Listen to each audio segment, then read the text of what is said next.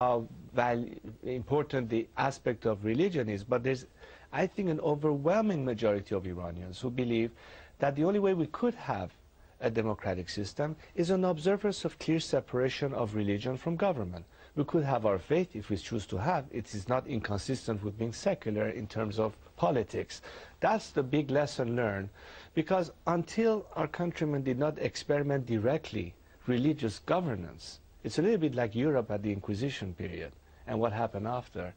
That kind of background where the subject of religion could have been a taboo subject to discuss, today it's a very open debate. You have the most interesting debates on secularism in theological schools in Qom today in Iran as a result of all that. That's fascinating. And who really runs the country now? I mean, does the President Ahmadinejad, I mean, does he wield real power, or is it still with the clerics, the mullahs, the ayatollahs? I mean, is he the most powerful man in the country? No, the most powerful man has been and will remain the supreme leader.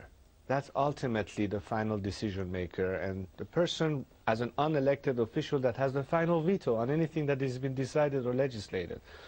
I'm not suggesting that whoever represents the post of the president is totally powerless, but the ultimate overriding dominance in decision and direction remains still in the hand of the supreme leader, in this case Khamenei.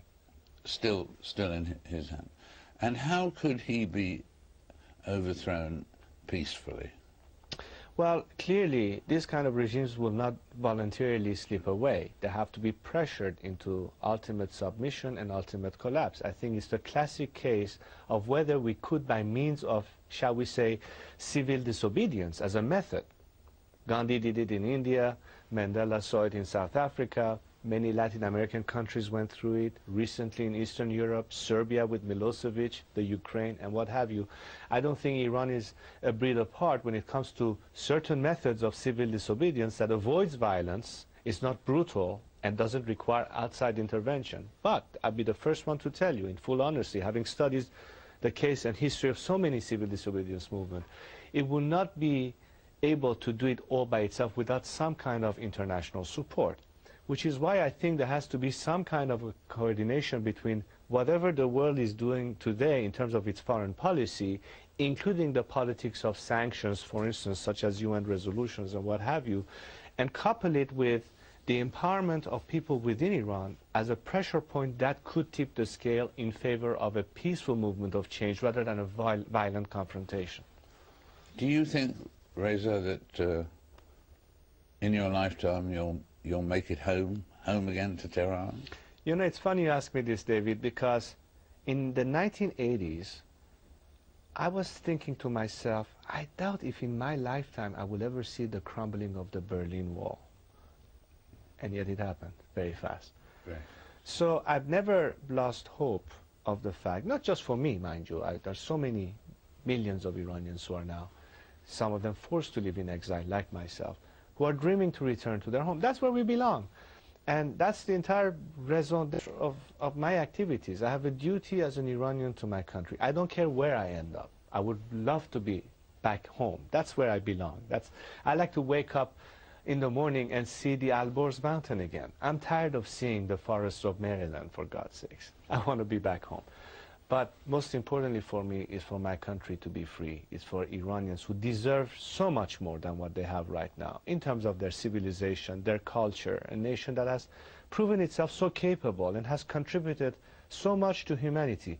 To be today isolated, brandished as a terrorist state, due to no fault of the people themselves, that is something that no Iranian who is responsible could ever accept or tolerate. We have to be able to succeed, and I have faith in my fellow compatriots. They've done it before, but they need moral support. The young people today did not think that there's hopelessness, so that they have to be forced into drug addiction and stick needles into themselves with heroin, or be forced to prostitution out of poverty. There is opportunities on the horizon, but we need as a nation to rise and do our part.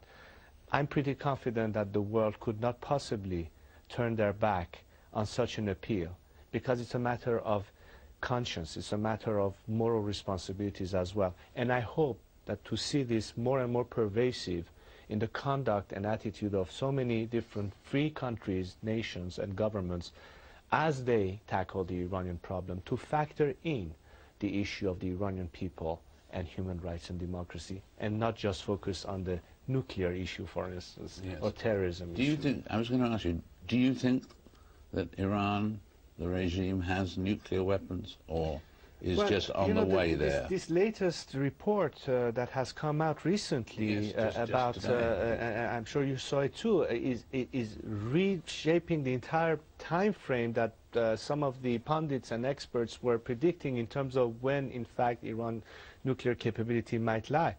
It appears to me that based on this particular report, quite contrary to what the NIA report in the United States had predicted, we are much closer to that timeline, which can only make things more complicated diplomatically.